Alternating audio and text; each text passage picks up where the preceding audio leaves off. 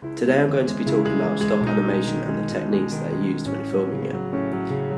The theory behind the persistence of vision is that the phenomenon of eye, which an after image is thought to persist for approximately 1/25th of a second on the retina, is proven to be the explanation for motion perception. A visual form of memory, known as isonic memory, has been described as the cause of phenomenon. The theory was discovered by Roman poet Lucretius, although he only mentioned it in connection with images seen in a dream.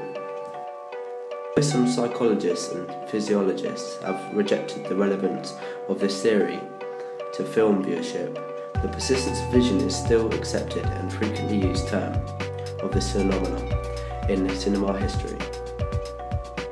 Stop motion is an animation technique to physically manipulate an inanimate object appears though it's moving on its own.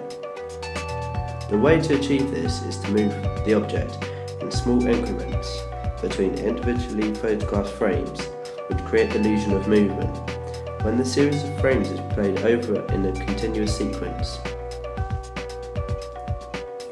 Frequently, dolls that have rotational joints or clay are used because this allows for easy repositioning. Important in stop motion animation because choosing the right one is crucial to allow it to look smooth. When played back at a frame rate greater than 10 to 12 frames per second, a pretty convincing illusion is achieved. The movement of models they're using can affect the end sequence majorly, as if the frame rate is low, then the distance that you have to move the inanimate object every frame and shot needs to be decreased in juxtaposition to the amount that if you move it using fast frame rate. This is to prevent an unprofessional and jumpy effect.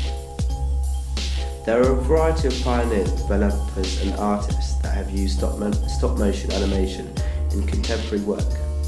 First I'll be talking about the pioneers of stop animation. Joseph Plateau is the creator of the very first stop motion device, which is called the Phenakistoscope. Joseph started the revolution of stop motion animation. He and his sons introduced the device in 1832, also known as the spindle viewer. The Phenakistoscope works by using the persistence of vision that gives the illusion of movement, which Tim Burton wanted to create in his animations. Tim Burton was inspired by Joseph Plateau and other stop motion pioneers.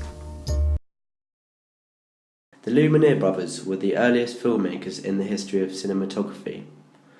Auguste and Louis Lumiere's dad, named Claude Antonio, was the owner of a photography firm. Auguste and Louis were both employed by him.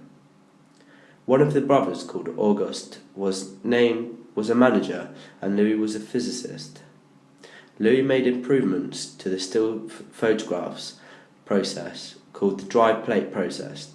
This turned out to be a very famous technique.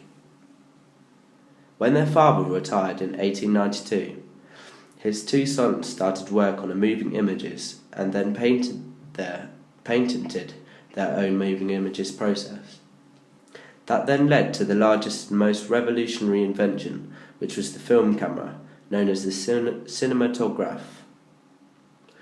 The cinematograph was the first ever motion picture camera to serve the film production developer. It was patented by the Lumiere brothers on the 13th of February in 1895. This was a revolution in stop motion animation, as it gave humans the ability to move on film, and it was the first ever video camera, which are used throughout the whole entire of the film industry in today. This is a truly revolutionary invention.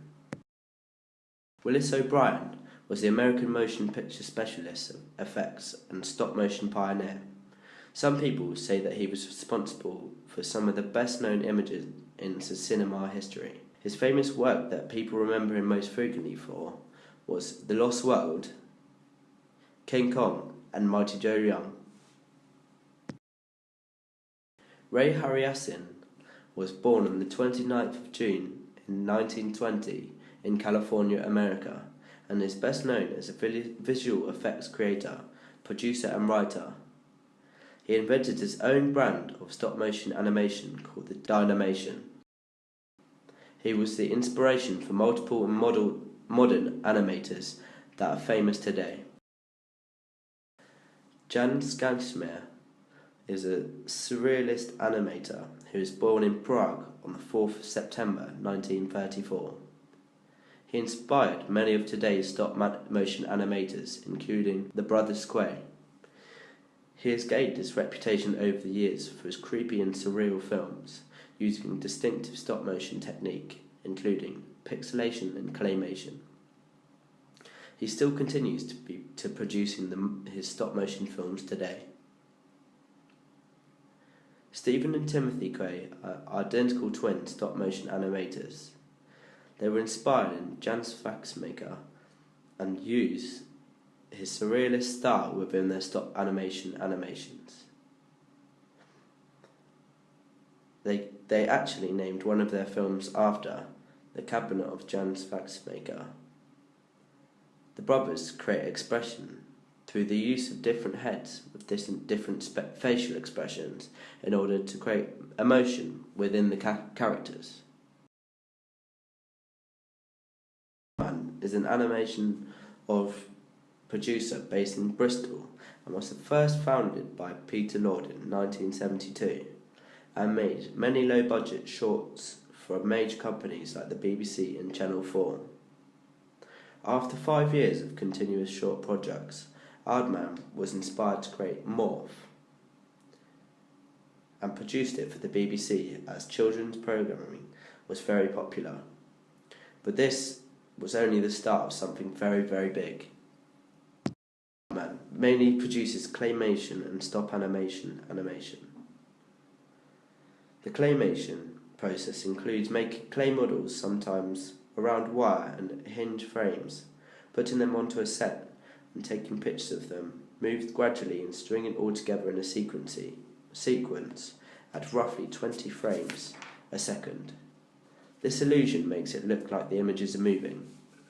These types of animation rely on the persistence of vision to create the illusion of movement and expression on screen. You can frequently find animation on television, for example, Morph, made by the Aardman Animations.